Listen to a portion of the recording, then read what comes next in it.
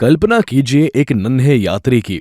हमारा भोजन जो हमारे शरीर में एक अद्भुत यात्रा पर निकलता है।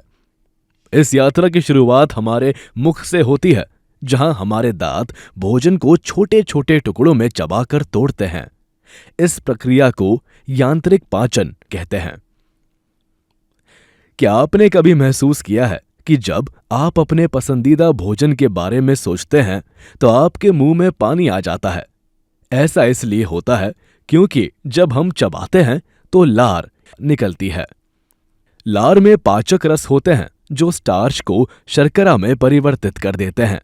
यही कारण है कि चपाती जैसे खाद्य पदार्थ मीठे लगने लगते हैं।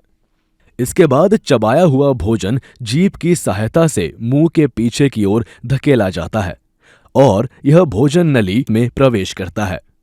इस नली की दीवारें लहरों के समान गति से सिकुड़ती और फैलती है, जिससे भोजन आमाशय की ओर धकेला जाता है।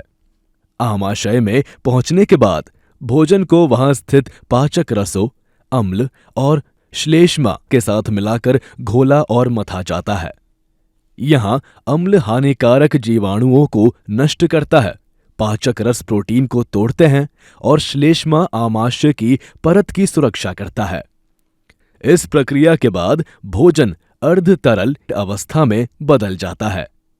अब यह आंशिक रूप से पचा हुआ भोजन छोटी आंत में जाता है, जो नाम से छोटी जरूर है, लेकिन इसकी लंबाई लगभग 6 मीटर होती है।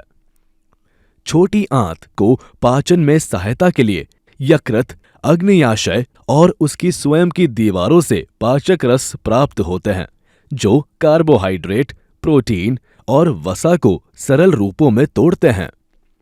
इन पोषक तत्वों को पुनः छोटी आंत की दीवारों पर उपस्थित छोटे छोटे अंगुली नुमा प्रवर्धों, जिन्हें रसांकुर कहते हैं, के द्वारा रक्त में अवशोषित किया जाता है। जब सभी पोषक तत्व अवशोषित हो जाते हैं तो बचा हुआ अपचित भोजन बड़ी आंत में प्रवेश करता है, जो छोटी आंत की तुलना में चौड़ी होती है लेकिन लंबाई में छोटी होती है। यहाँ जल और लवणों को अवशोषित कर लिया जाता है, जिससे बचे हुए अपशिष्ट एक अर्धठोस रूप में मिल जाते हैं। यह अपशिष्ट मलाशय में तब तक संग्रहित रहता है जब तक कि उसे गुदा के माध्यम से बाहर ना निकाला जाए। इस प्रक्रिया को उत्सर्जन या बहिक्षेपण कहते हैं। अगली बार जब आप अपना पसंदीदा खाना खाएं तो याद कीजिएगा कि यह कैसे आपके पाचन तंत्र में एक लंबी यात्रा से गुजरकर आपको ऊर्जा प्रदान करता है।